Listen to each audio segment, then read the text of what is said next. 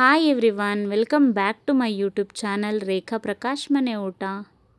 ಇವತ್ತಿನ ಈ ವಿಡಿಯೋದಲ್ಲಿ ಪೆಪ್ಪರ್ ಫ್ರೈಡ್ ರೈಸ್ ಮಾಡೋದು ಹೇಗೆ ಅಂತ ತೋರಿಸ್ಕೊಡ್ತೀನಿ. ಎಷ್ಟೋ ಸಲ ನಮಗೆ ಆಚೆ ಹೋಗಿ ಫ್ರೈಡ್ ರೈಸ್ಗಳನ್ನ ತಿನ್ನಬೇಕು ಅಂತ ಕ್ರೇವಿಂಗ್ಸ್ ಆಗೋದು ಕಾಮನ್ನು. ಆಚೆ ಹೋಗಿ ತಿನ್ನೋದಕ್ಕಿಂತ ಮನೇಲೇ ಮಾಡ್ಕೋಬೋದಲ್ವಾ ಅಂತ ಹೇಳ್ಬಿಟ್ಟು ಮಾಡಿದ ರೆಸಿಪಿ ಇದು. ಬಟ್ ಎಲ್ಲ ಟೈಮು ಎಗ್ ರೈಸು ಮತ್ತು ವೆಜಿಟೇಬಲ್ ಫ್ರೈಡ್ ರೈಸ್ ಅಂತಲೇ ಮಾಡ್ತಿರ್ತೀವಿ. For a change pepper fried rice ಮಾಡೋಣ ಅಂತ ಮಾಡಿದ್ದೆ.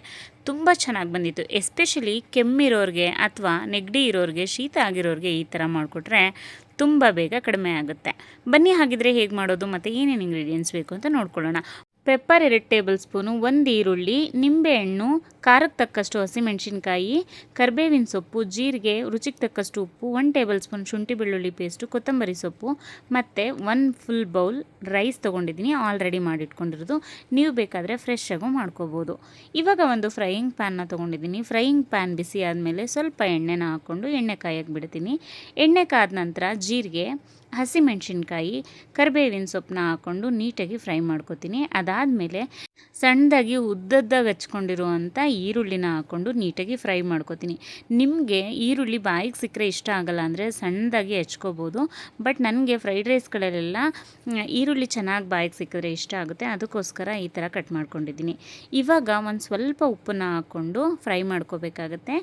ನೆನಪಿರಲಿ, ಈರುಳ್ಳಿ ಫ್ರೈ ಆಗೋಕ್ಕೆ ಎಷ್ಟು ಬೇಕೋ ಅಷ್ಟು ಉಪ್ಪನ್ನು ಮಾತ್ರ ಹಾಕ್ಕೋಬೇಕು. ಅದಕ್ಕೆ ಸ್ವಲ್ಪ ಹಾಕ್ಕೊಳ್ಳಿ ಅಷ್ಟೇ.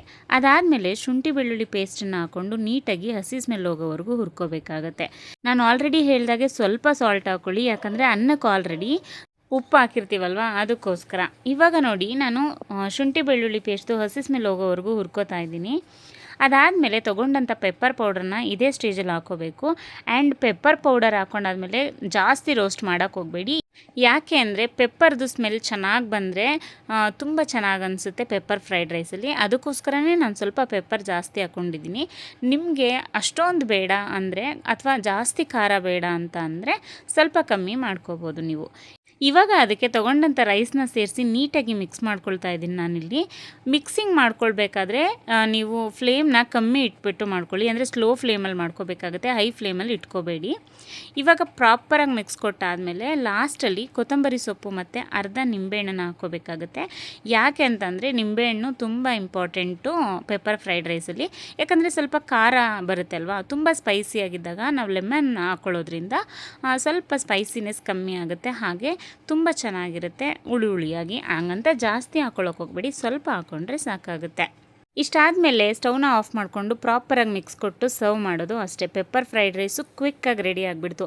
ಇನ್ಫ್ಯಾಕ್ಟ್ ಹೆಲ್ದಿ ವರ್ಷನಲ್ಲಿ ಅಲ್ವಾ. ಸೊ ಈ ಥರ ಮನೇಲಿ ಆರಾಮಾಗಿ ಮಾಡ್ಕೋಬೋದು, ಏನಾದರೂ ಸ್ಪೆಷಲ್ ಫ್ರೈಡ್ ರೈಸ್ಗಳು ತಿನ್ನಬೇಕು ಅಂದಾಗ.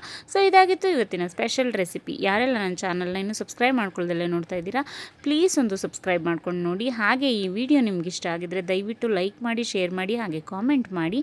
ರೆಸಿಪಿನ ನೀವು ಒಂದ್ಸಲ ಟ್ರೈ ಮಾಡಿ, ಖಂಡಿತ ನಿಮಗೂ ಇಷ್ಟ ಆಗುತ್ತೆ. Thank you so much.